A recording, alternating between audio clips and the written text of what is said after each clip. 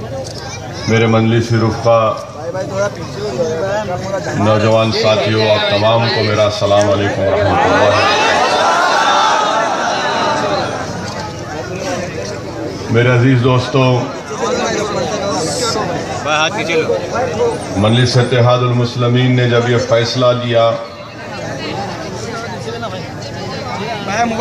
कि हम महाराष्ट्र के असम्बली इंतखाबात में हिस्सा लेंगे, तो ये फैसला मजलिस का नया नहीं है। 2009 के असम्बली इंतखाबात में भी मराठवाड़ा के इलाके में मजलिस इत्तेहादुल मुस्लिमीन ने असम्बली के इंतखाबात में हिस्सा लिया, मगर अब जब मजलिस इत्तेहादुल मुस्लिमीन मराठवाड़ा के साथ साथ वो वहां से भी ले लिया क्या? मुंबई में और गोवंडी में और मुंब्रा में इंतखाबात में हिस्सा ले रही है, तो बहुत से सियासी जमातों को, जिसमें कांग्रेस है, राष्ट्रवादी कांग्रेस है, समाजवादी पार्टी है, बीजेपी है, शिवसेना है, इन तमाम को अचानक पेट में दर्द शुरू हो गया।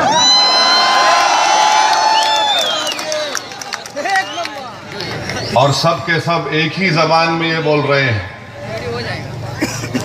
कांग्रेस वाले ये बोलते हैं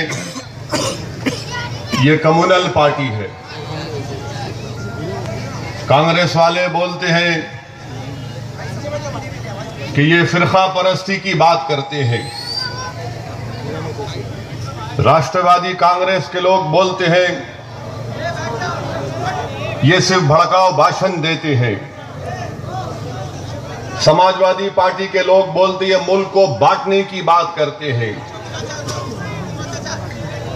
बीजेपी शिवसेना ये कहती है कि ये भारत माता से मोहब्बत नहीं करते, ये मुल्क के गद्दार है।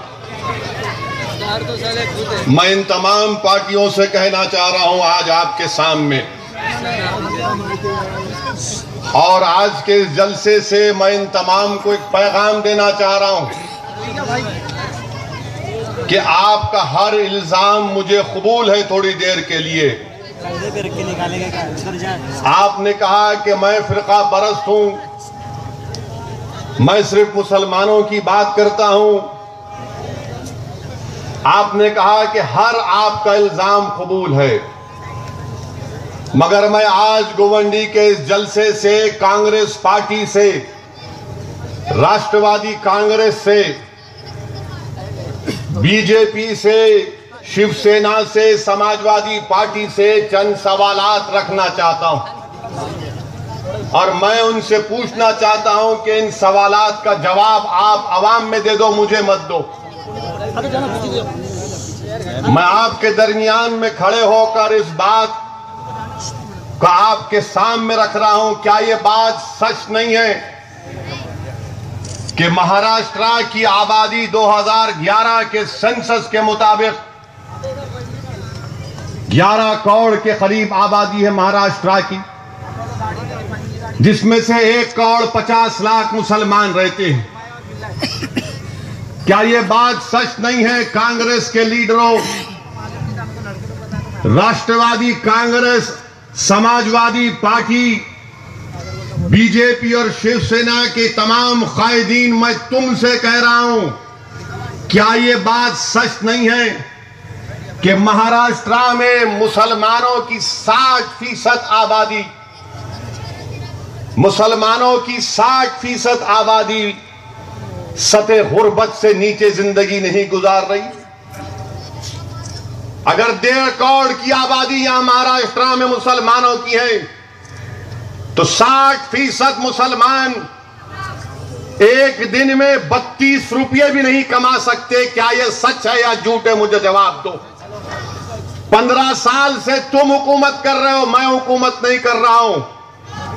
15 साल से तुम्हारा चीफ मिनिस्टर, 15 साल से तुम्हारा होम मिनिस्टर, 15 साल से तुम्हारा फाइनेंस मिनिस्टर, 15 साल से हर चीज तुम्हारी, मगर ये तो बता दो भैया, इस 15 साल में तुमने कौन सी बांसुरी बजा दी?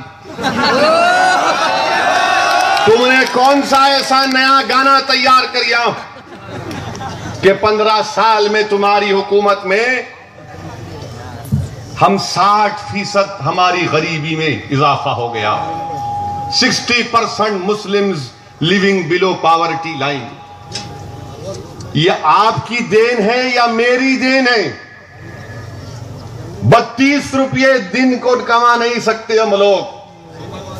क्या यह बात सच नहीं है? कांग्रेस, राष्ट्रवादी कांग्रेस और जो इस गवंडी के लोगों का वोट लेकर एसपी के नुमाइंदे जो महाराष्ट्र के असेंबली में बैठे रहे 5 साल, बताओ क्या यह बात झूठ है कि महाराष्ट्र की गवर्नमेंट की मुलाजमतों में, जहां पर हमारी आबादी 1.5 करोड़ की है, सिर्फ 4% मुसलमान गवर्नमेंट की मुलाजमतों में काम करते? बताओ किसने रोका तुमको मुझे चपरासी की नौकरी देने के लिए? तुम क्लास 4 की नौकरी मुझे दे सकते थे। मेरी आबादी 13% और नौकरियों में मेरा तनासुब 4%, और फिर तुम मुझको उंगली उठाकर बोलते कि मैं कम्युनल हूं, मैं भड़काऊ भाषण बात करता हूं, मैं मुल्क से मोहब्बत नहीं करता हूं। बताओ मुल्क से मोहब्बत तुम करते हो या मैं करता हूं? फिरका परस्ती का मुजाहरा तुम करते या मैं करता हूं? 15 साल की तुम्हारा राज, 5 साल तुम महाराष्ट्र के असेंबली में एमएलए बन के बैठे रहे। ये सवाल का जवाब दो। क्या यह बात सच नहीं है कि महाराष्ट्र में कितने मुस्लिम आईएएस आईपीएस ऑफिसर हैं? कितने मुस्लिम आईपीएस आईएएस ऑफिसर हैं? इस सवाल का जवाब दो। क्योंकि जब तुम मुझ पर उंगली उठाकर कहते हो कि हैदराबाद से एक शेरवानी आ गई, हां, ये शेरवानी तुमको परेशान करेगी इंशाअल्लाह ताला। अब 15 साल तुमको कोई मुकाबले में नजर नहीं आया। 15 साल जितने उठे तुमने उनको सबको खरीद लिया। 15 साल में जितने उठे तुमने उनको डराया या पैसों से खरीद लिया। मगर आज 15 साल के बाद एक मर्द तुम्हारे सामने खड़े होकर सवाल करता है। अब तुमको जवाब देना पड़ेगा। कांग्रेस, राष्ट्रवादी कांग्रेस, सपा वाले एयर कंडीशन कमरों में बैठ बैठकर इनका खून भी ठंडा हो चुका है। इनमें हरारत बाकी नहीं रही, हिलने का नाम नहीं लेते। ये समझ रहे कि 15 साल राज किए तो दोबारा 5 साल राज करेंगे। तुम्हें इख्तिदार मिलेगा या नहीं मिलेगा, उसका फैसला महाराष्ट्र की आवाम करेगी। मगर एक बात याद रख लो, अब से तुम रातों में चैन की नींद नहीं सो सकते। तुमको तुम्हारे कानों में हमारी आवाज गूंजेगी, हमारे सवालात गूंजेंगे। ये मेरे सवाल नहीं है, ये महाराष्ट्र के हर गरीब मुसलमान का सवाल है, जिसके मुंह में जबान है मगर वो अपनी जबान को जुबिश नहीं दे सकता, जिसकी आंख में बीनाई है मगर इसकी आंखों में आंसू है, जिसके जिस्म में दिखने को खून नजर आता मगर एक चलती फिरती लाश तुमने उनको बसा दिया। नौजवान नजर आते हैं मगर जेलों में नजर आते। क्या ये बात झूठ सच है या झूठ है, मुझे बताओ। क्या आज महाराष्ट्र की जेलों में 36% मुसलमान जेलों में, 36% मुसलमान जेलों में। मैं फिरका परस्त हूं या तुम फिरका परस्त हो? तुम भारत माता से तुम मोहब्बत करते या मैं करता हूं? बताओ, ये सवाल का जवाब दो कि आखिर क्यों महाराष्ट्र की जेलों में अगर मजहब के नाम पर देखा जाए तो 36% मुसलमान जेल में, हमारी आबादी 13%, 6000 के करीब अंडर ट्रायल मुस्लिम नौजवान जेलों में हैं। 18 और 22 साल की उम्र में सबसे ज्यादा कौन है मुसलमान?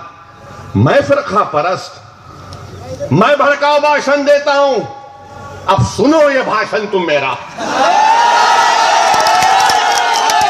क्योंकि 15 साल में इनके सामने लोग कव्वाली बजा रहे थे, 15 साल में इनके चमचे इनके सामने ताथैया कर रहे थे। अब हम तुमको नचाएंगे इंशाअल्लाह ताला। तुम नाचोगे हमारे सामने, हम बैठ के नजारा देखेंगे। तुमने हमको जेलों की हवा दिलाई, तुमने हमारे गलों में झूठा इल्जाम डालकर हमको बदनाम किया। आज महाराष्ट्र की गरीब आवाम, चाहे वो मुसलमान हो, दलित हो, कोई भी हो, बीसी हो, आज आपको जवाब देना पड़ेगा इन लोगों के खिलाफ। और ऐसा जवाब देना यहां पर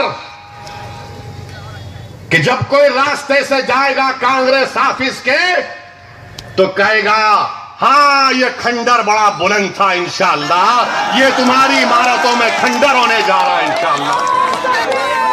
जेलों में हमको डालते हैं, 36% मुसलमान जेलों में। बताइए क्या ये सवाल का जवाब कौन देगा? मेरे अजीज दोस्तों, क्या ये बात झूठ है? मैं चीफ मिनिस्टर पृथ्वीराज चौहान से पूछ रहा हूं। अभी हमारे कारपोरेटर साहब ने कहा कि यहां पर डंपिंग यार्ड कचरा लाके डाला जाता है। चीफ मिनिस्टर साहब, अगर कल से आपके घर के सामने पूरे मुंबई का कचरा लाकर रख देंगे तो आप बीमार पड़ जाएंगे, बेहोश हो जाएंगे। मगर ये हमारा दिल गुर्दा है कि तुम हमको कचरा समझकर हमारे बस्तियों में लाकर कचरा डालते और जलाते हो। उस धुएं से हमको टीबी हो जाता है, उस धुएं से हमको टीबी हो जाता है। कॉन्ट्रैक्ट खत्म हो गया मगर निकालने की बात नहीं। डंपिंग यार्ड है क्योंकि गरीबों की बस्ती है। करोड़पतियों की बस्ती में अगर स्ट्रीट लाइट बंद रहे तो परेशान हो जाते। करोड़पतियों की बस्ती में अगर लाइट चले गई 10 मिनट के लिए तो ब्लड प्रेशर बढ़ जाता। करोड़पतियों की बस्ती में पानी नहीं आया तो जाकर 20-20, 30-30 रुपए के बिस्लरी के कार्टन खरीद लेते। मगर जो महाराष्ट्र की गरीब बस्तियों में रहता है, जिसको दिन में नहीं दिनों में पानी मिलता, बताओ ये सवाल का जवाब कौन देगा? ये सवाल का जवाब कौन देगा? मेरे अजीज दोस्तों, मैं तुमको यहां पर जगाने के लिए आया हूं। मैं तुमको आज ये कहने आया हूं कि अब उठो, अब तुमको करवट लेना पड़ेगा, तुमको उठकर अपने हक को मनवाना पड़ेगा। ये जमहूरियत है, डेमोक्रेसी है, और डेमोक्रेसी में जब तक आप उठकर अपने हक का मुतालबा नहीं करेंगे, कोई लाकर आपको देने वाला नहीं, कोई लाकर आपको देने वाला नहीं। क्या ये बात सच नहीं है? महाराष्ट्र के होम मिनिस्टर आर पाटिल साहब को हमसे बड़ी मोहब्बत है। अब पुलिस वाले भी हंस रहे उनका नाम लिए तो, क्योंकि उनको मालूम उनका पावर चला गया, अब उनके पास पावर नहीं है। हम जब कभी भी गोवंडी को आना चाह रहे थे, मुंबई को आना चाह रहे थे, मुमरा को आना चाह रहे थे, पुलिस परमिशन देती, मगर ऊपर से फोन आ जाता नहीं इनको मत आने दो। तो हमारे घर को बेचारे पुलिस वालों को भी जाते हैदराबाद, लव लेटर लेके आते थे कि अब मत आओ साहब, अभी मत आओ, अभी मत आओ। अरे हम बोलते क्यों नहीं आना, हमको नौकरी करना है, सही है, हमको उनसे कोई इख्तलाफ नहीं है। हमको इख्तलाफ है तो उन जालिमों से है जो इख्तिदार के नशे में गुरूर और तकब्बुर का एक मीनार बन चुके हैं। आज इनके तकब्बुर, इनके गुरूर को जमीन पर लाकर खत्म करना है इंशाअल्लाह होता।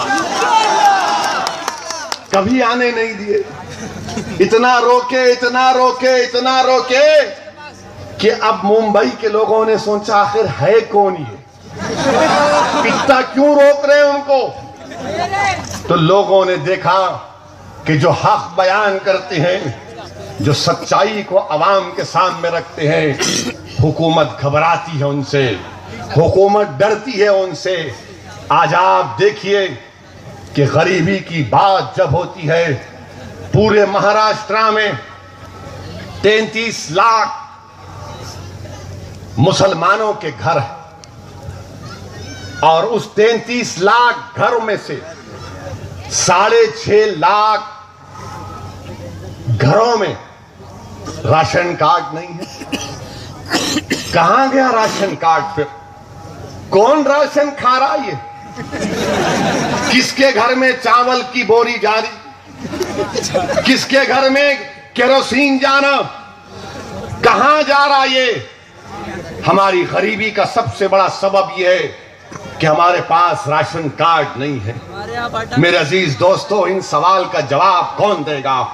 आज इलेक्शन आ रहा है, आपको जवाब देना है मेरे भाई, आपको जवाब देना है। गरीब होता है तो ताकतवर यह समझता है कि उसका मैं इस्तेसाल करूंगा, एक्सप्लॉइट कर दूंगा, मगर गरीब की खामोशी में एक धमाका होता है, गरीब की खामोशी में, उसकी कमजोरी में एक पैगाम होता है। आज आपको जब इलेक्शन की वोटिंग का दिन आएगा, आपको इन सवालात को सामने रखकर जवाब देना पड़ेगा कि बताओ इसका जिम्मेदार कौन है, इसका जिम्मेदार कौन है? क्या आज मैं तुम नौजवानों से पूछना चाहता हूं, क्या यह बात सच नहीं है कि मुस्लिम नौजवानों में अनएम्प्लॉयमेंट इतना ज्यादा है कि दूसरे मजहबी तबकों से डबल हमारे पास अनएम्प्लॉयमेंट है, बेरोजगारी है? इसका जवाब कौन देगा? इसका जवाब कौन देगा? कांग्रेस वालों, इसका जवाब कौन देगा कि क्यों मेरे नौजवान के पास नौकरियां नहीं है? तुम उनको नौकरियां नहीं देते, बैंक उनको लोन नहीं देता, घर बनाने के लिए बैंक नहीं देता, और पूरे मुस्लिम इलाके को नेगेटिव जोन डालकर रख देते। कितने मुसलमानों को लोन मिला तुम्हारे 15 साल में? रखो आवाम के सामने, बताओ ये इन लोगों को लोन मिला? लोन भी नहीं मिलता हमको। और हमारा नौजवान, जैसा कि अभी बताया गया कि ड्रग्स ले रहा है, नशा कर रहा है। अगर तुम उस नौजवान को जिंदगी की राह दिखाओगे, जिंदगी का मकसद दिखाओगे कि छोड़ इस ड्रग्स को, तुझे अगर नशा लेना है तो अल्लाह से मोहब्बत कर, रसूल से मोहब्बत कर, वो दुनिया का सबसे बड़ा नशा, दुनिया में इससे बड़ा कोई नशा नहीं है मेरे नौजवानों। जो अल्लाह उसके रसूल से बेपनाह मोहब्बत करेगा सल्लल्लाहु अलैहि वसल्लम से, वो मोहब्बत ही खुद बहुत बड़ा नशा है। मगर इन नौजवानों को जिंदगी का मकसद नहीं दिया जा रहा है, इन नौजवानों को जिंदगी का मकसद नहीं दिया जा रहा है। क्या यह बात सच है या झूठ है? बताओ कांग्रेस वालों, तुम 15 साल से पावर में रहे, तुम्हारी रिपोर्ट एक मुसलमान के एक घर में, एक कमरे में क्या 5 से 6 लोग नहीं सोते? ये इनकी रिपोर्ट है, मेरी रिपोर्ट नहीं है। मैं जहन से नहीं बता रहा हूं, इनकी रिपोर्ट है रहमान कमेटी की। एक कमरे में 5 और 6 लोग रहते हैं। आज तुम मुझे गाली देते तो हमारे बस्तियों को गाली देते, हमारे महल्ले जात को गाली देते। चीफ मिनिस्टर साहब, कभी तुम मेरी चौखट पर आकर झांक कर देखना था कि एक मुसलमान के घर में रात के वक्त में कितने लोग सोते अंदर और बाहर, कभी तुम देख लेते। मगर नहीं, इसका सवाल, इसका जवाब इनके पास नहीं। क्या यह बात गलत है कि महाराष्ट्र के मुसलमानों के घरों में 60% घर में वॉशरूम नहीं है? 60% घरों में वॉशरूम नहीं है। इसका जिम्मेदार कौन है? मैं जिम्मेदार हूं। मैं भड़काऊ भाषण देता हूं, मैं हिंदुस्तान से मोहब्बत नहीं करता हूं, यह तुम्हारा झूठा इल्जाम। मेरे अजीज दोस्तों, ये सवालात हैं जिस पर आपको जवाब देना है। क्या आप जवाब देंगे? नहीं देंगे? कैसे देंगे जवाब आप? याद रखो, जज्बात में आकर नारे तकबीर बोलने से काम नहीं बनता। हम कोई सोडा फैक्ट्री में काम नहीं करते, हम कोई थम्स अप नहीं है कि हिलाए तो निकल गए। अपने जज्बात को रोक के रखो, और जब पोलिंग करने जाओगे तो अपना एक एक वोट का इस्तेमाल करो। लाखों की तादाद में अपने घरों से निकलो और जमहूरी अंदाज में अपने वोट का इस्तेमाल करके बताओ इन लोगों को जिन्होंने हमको हमारा हक नहीं दिया, जिन्होंने हमको हमारा हक नहीं दिया। मैं पूछना चाहता हूं साबिका होम मिनिस्टर से, सॉरी अब इनकी कैबिनेट रिजाइन कर चुकी है, साबिका होम मिनिस्टर साहब, मालेगांव का बम ब्लास्ट किसने किया भाई? क्या मुसलमानों ने किया जो एटीएस बोलती, या कर्नल पुरोहित और प्रज्ञा ठाकुर ने किया? ये कौन सा मानवाली कर लिया आप? कौन जिम्मेदार है? हम करें या वो करे? किसने किया? 10 साल दिल्ली में आपकी हुकूमत, 15 साल से आपकी एटीएस। कौन बताएगा कि वो बच्चे किए नहीं किए? बरसों जेल में रहे, बरसों जेल में रहे, उनकी जिंदगियां तबाह हो गई।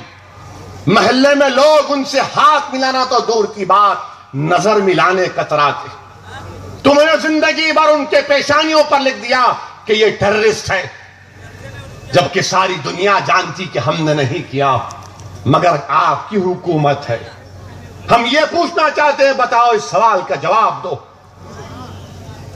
कि पूना की जो बेकरी में ब्लास्ट हुआ, हिमायत बेग को सजा दी गई, आज नया एविडेंस सामने आया, और एविडेंस क्या कहता है?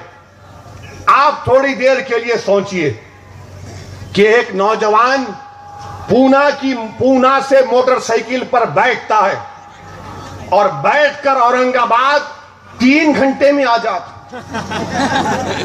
कौन सी मोटरसाइकिल है भाई? वो मोटरसाइकिल का नाम क्या मोडी बाइक है क्या?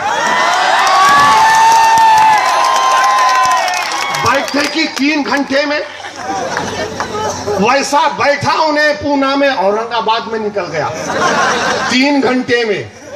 मैं पुलिस वालों से जो वो इन्वेस्टिगेशन कर रहे, मेरे को भी एक मोटरसाइकिल दिला दो वैसा, मैं भी खरीदना चाहता हूं वो मोटरसाइकिल को। 3 घंटे में पूना से औरंगाबाद हिमायत बेग पहुंच गया। रास्ते में जितने टोल है सबके ऊपर वीडियो कैमरा, एक भी वीडियो कैमरे में उसकी फोटो नहीं है। क्या हिमायत बेग जिन है? बोल के निकल गया ऐसा उन्हें। आपका कैमरा भी कैच नहीं करा। कौन जिम्मेदार है इसका? चीफ मिनिस्टर साहब। क्या महाराष्ट्र की असेंबली में किसने पूछा इस बच्चे के बारे में? क्या महाराष्ट्र की असेंबली में और महाराष्ट्र की ऐवान में यह सवालात की गूंज उठी? नहीं उठी, अब उठेगी इंशाअल्लाह ताला। अब उठेगी, आवाज गूंजेगी, मजलूमों के हक का मुतालबा करेगी मजलिस महाराष्ट्र के असेंबली के ऐवानों में इंशाअल्लाह ताला। इसका जवाब इनके पास नहीं है। मेरे अजीज दोस्तों, ये बातें आपके सामने रख रहा हूं। क्या महाराष्ट्र में सिर्फ 2% मुस्लिम बच्चे ग्रेजुएशन करते हैं? नहीं करते? बताओ कौन जिम्मेदार है इसका? अगर यहां पर मैं नौजवानों से पूछूंगा, तुम हाथ उठाकर मेरे सवाल का जवाब देना, क्या तुम पढ़ना चाहते? नहीं पढ़ना चाहते? कितने लोग पढ़ना चाहते? हाथ उठाओ। चीफ मिनिस्टर साहब, हम पढ़ना चाह रहे, तुम कॉलेज नहीं देते हमको। यहां पर जितने माँ बाप बैठे हुए हैं, क्या वो अपने बच्चे को हायर सेकेंडरी स्कूल में या अपनी बेटी को पढ़ाना नहीं चाहते? बताइए, क्या आप चाहते या नहीं चाहते? तो फिर क्यों महाराष्ट्र में 1.5 किलोमीटर दूर एक हायर सेकेंडरी स्कूल दूर क्यों है मुस्लिम बस्तियों से? क्या ये फिरका परस्ती नहीं है? क्या ये कम्युनलिज्म नहीं है? क्या ये मेरा भड़काऊ भाषण है? मेरे अजीज दोस्तों, यही बातें थी कि ये आपको नहीं पहुंचाना चाहते थे। ये नहीं चाहते थे कि तमाम बातें अवाम में आए। और अजीब व गरीब 15 साल की हुकूमत, समझ में नहीं आता। 3 लाख करोड़ का खर्चा कर दिया। 3 लाख करोड़ का खर्चा। अरे बाबा, ये खर्चा गया कहां? फिर मेरे घर में तो चिराग नहीं हुआ, मेरे गली में तो पानी नहीं आया, मेरी बस्ती में कचरे की धुआं से मैं बीमार पड़ रहा हूं, मेरे गुवंडी में दवाखाना नहीं है। फिर ये 3 लाख करोड़ का खर्चा कहां गया? तो मालूम हुआ 75,000 करोड़ का इरिगेशन का स्कैंडल हुआ। वाह, मुबारक हो आपको। कुछ तो फायदा नहीं हुआ, अपना तो फायदा कर लिए। 75,000 करोड़ का स्कैंडल। लोगों ने जाकर अजीत दादा पवार से पूछा, इज्जत से बोल रहा हूं, देखो ये क्या किया? इतना पैसा खर्चा किए, कनाल में पानी नहीं आया, तो उन्होंने बोले क्या मैं मूतूं उस कनाल में? बताइए, क्या ये भड़काऊ भाषण नहीं है? मगर इसके ऊपर कोई जवाब नहीं देते। 75,000 करोड़ का स्कैंडल। इसके बावजूद भी महाराष्ट्र की आवाम पर 3 लाख करोड़ का खर्चे का बोझ डाल के चले गए। अब आने वाली 4 नस्ल ये कर्जा अदा करेगी। आप आराम से अपने बंगले में बैठेंगे जाके, सिक्योरिटी आपके अतराफ में होंगी, मगर गरीब पिसेगा, गरीब मेहनत करेगा, मरेगा, जिंदा होगा, मरेगा, जिंदा होगा, आपके ये गलत पॉलिसियों की वजह से। मेरे अजीज दोस्तों, महाराष्ट्र में आज आपको एक इनकलाब बर्पा करना है, एक इनकलाब बर्पा करना है। आपको अपनी जमात को मजबूत करना है। लोग बोलते कि नहीं, मजलिस आएगी तो फिरका परस्ती में इजाफा होगा। मैं आपसे पूछना चाह रहा हूं, 1909 से 2009 तक क्या मुंबई में 1900 लोगों की मौत हुई नहीं हुई कम्युनल राइट्स की वजह से? क्या मजलिस की वजह से हुई? क्या मजलिस की वजह से हुई? किसने किया फिर ये? आपकी हुकूमत। और फिर जो लोग हमको फिरका परस्त बोलते, मुझे जरा ये तो बता दो चीफ मिनिस्टर साहब, समाजवादी पार्टी के लोगों, ये नौजवान आज यहां पर बैठे हुए 18, 19 साल, 20 साल के नौजवानों, मैं तुम्हारे हाफिजे के लिए, तुम्हारी मेमोरी के लिए, तुम्हारे बुजुर्गों के कत्ल को याद दिलाता हूं कि यही मुंबई की सरजमीन पर शहादत बाबरी मस्जिद के बाद फसाद हुआ। श्री कृष्णा कमेटी बनाई गई। श्री कृष्णा कमेटी बनाने के बाद रिपोर्ट दी गई। जब रिपोर्ट ऐवान में रखी गई तो आज कांग्रेस के एक बहुत बड़े लीडर हैं, जनाब नारायण राणे साहब, संजय निरुपम साहब ने खड़े होकर कहा था, अगर श्री कृष्णा कमीशन के सिफारिशात पर अमल होगा तो बंबई हिल जाएगा। आज वो कांग्रेस में आ गए। क्या कांग्रेस पार्टी सेकुलरिज्म का नोटरी ऑफिस है क्या? आप कहीं आ गए तो आप स्टैम्प मारे तो सेकुलर, नहीं मारे तो कम्युनल। सबके सब सेकुलर हो गए और मैं कम्युनल हो गया। क्यों कम्युनल हुआ? क्योंकि मैं इनके इशारों पर नाचने वाला नहीं, इनकी आंख में डालकर बोलने वाला हूं, इनसे सवाल करने वाला हूं, इनसे अपना हक का मुतालबा करने वाला हूं। इनको ये पसंद नहीं आते। इनको कौन चाहिए? इनको भीख मांगने वाले चाहिए, इनको पैर पकड़ने वाले चाहिए, इनको सर सर बोलने वाले चाहिए, इनको इनके सामने नाचने वाले चाहिए। मजलिस तुमसे कहती ये हिंदुस्तान जिसको हम तमाम ने अपने खून से आजाद किया।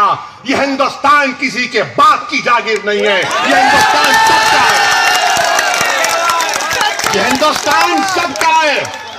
आपने, हमने, हिंदुओं ने, मुसलमानों ने, दलितों ने, सबने अपना खून बहाया, अंग्रेजों से आजादी दिलाई। किसी तो किसी शायर ने कहा था, इसमें सबका खून शामिल है, ये किसी के बाप का मुल्क नहीं है। बंबई भी किसी के बाप का नहीं है। यहां पर हर कोई आ सकता है, हिंदुस्तान का टूट हिस्सा है। और हम तो, हिंदुस्तान तो हमारा है। आप बोलेंगे कैसा है? यहां पर हमारे उलमा मौजूद होंगे, मेरी इस बात से मुत्तफिक होंगे कि हमको क्या सिखाया गया, क्या पढ़ाया गया कि जब हजरत आदम दुनिया को आए तो हिंदुस्तान को आए। तो ये मेरे बाप का मुल्क हुआ, नहीं हुआ। मेरे बाप आदम का, आदम अलैहिस्सलाम का मुल्क है।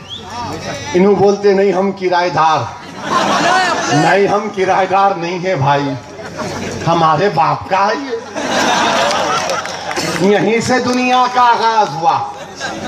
हम नहीं आते तो दुनिया भी नहीं आती वजूद में, और हम जब तक जिंदा है दुनिया आबाद, हम नहीं तो दुनिया नहीं। याद रखो मेरे अजीज दोस्तों, ये बातें हैं जिनको सुनने से इनके कानों में बिजली गिर जाती, इनको रातों में नींद नहीं आती, इनको परेशानी हो जाती है, इनका पेट खराब हो जाता है। और हम ये बातें करते रहेंगे। हमको इख्तिदार की चौखटों पर बैठने से मतलब नहीं है। मुझे कोई मिनिस्ट्री का इंशाअल्लाह शौक था न रहेगा, और इंशाअल्लाह ताला जब तक अल्लाह इस जिस्म में हयात को बाकी रखेगा, मैं एक सिपाही की तरह तुम्हारे लिए लड़ता रहूंगा और इसी तरह इस दुनिया से चला जाऊंगा। मुझे याद रखो नौजवानों, मुझे तुम्हारा जनरल बनने का शौक नहीं है, मुझे तुम्हारा लीडर बनने का शौक नहीं है। मैं तुम्हारे साथ खंडे से खंडा मिलाकर ठहरना चाहता हूं। मैं तुम्हारे साथ ठहर कर तुम्हारी आंख से जो नाइंसाफी जो तुमसे की जा रही है, उसके बहते हुए आंसुओं को समझना चाहता हूं। अगर दुनिया तुम्हारा साथ दे या ना दे, कम से कम मजलिस तुम्हारा हाथ तो पकड़ेगी, कम से कम मजलिस तुम्हारे आंखों से बहते हुए आंसू को तो पहुंचेगी, मजलिस कम से कम लड़ेगी इन जालिमों से। मेरे अजीज दोस्तों, मैं तुम्हारे दरमियान में ठहरना चाहता हूं। मैं तुम्हारे आगे नहीं, मैं तुम्हारे साथ चलना चाहता हूं। मैं तुमको आगे देखना चाहता हूं। मैं हमारे घरों में चिराग देखना चाहता हूं। आज हमारे मुल्क को फख्र है कि हमने मार्स के ऊपर सैटेलाइट भिजाया। बड़ी एजाज का बात है हिंदुस्तान के लिए। मैं इसरो के तमाम साइंटिस्ट को सलाम करता हूं। मैं इसरो के तमाम साइंटिस्ट को सलाम करता हूं। ये हम हिंदुस्तानियों के लिए फख्र और एजाज की बात। मगर वहीं पर अजीज दोस्तों, एक दिलचस्प वाकया आपके सामने रखना चाहता हूं। जब वो मार्स पर न्यूज आई तो उत्तर प्रदेश से एक नौजवान ने मुझे फोन किया। बार बार फोन आ रहा था। उसने कहा अर्जेंट बात करना है। मैं फौरन बोला शायद कुछ परेशानी होगी। उसका फोन मिलाया, मगर इसका यह मतलब नहीं है कि आप भी कल से शुरू कर देंगे अर्जेंट बात करना है, बात कर सकते। मैं फोन मिलाया, उससे पूछा कि भाई बताओ क्या बात है। तो उसने कहा ओवैसी साहब, मैं मुजफ्फरनगर से बात कर रहा हूं, जहां पर कांड हुआ, जहां पर फसाद हुआ। आज हमारे मुल्क में बहुत बड़ा काम किया। आज मुल्क में मार्स की तस्वीर आ रही। उसने कहा ओवैसी साहब, मेरा ख्वाब भी है कि मैं भी साइंटिस्ट बनूं, मैं भी साइंटिस्ट बनूं, मैं भी इसरो के उस जगह पर जाकर काम करूं। वो बच्चा कहता था कि मैं मैथ्स में बहुत अच्छे नंबर लाता हूं, मैं साइंस और मैथ्स में 95% लाता हूं।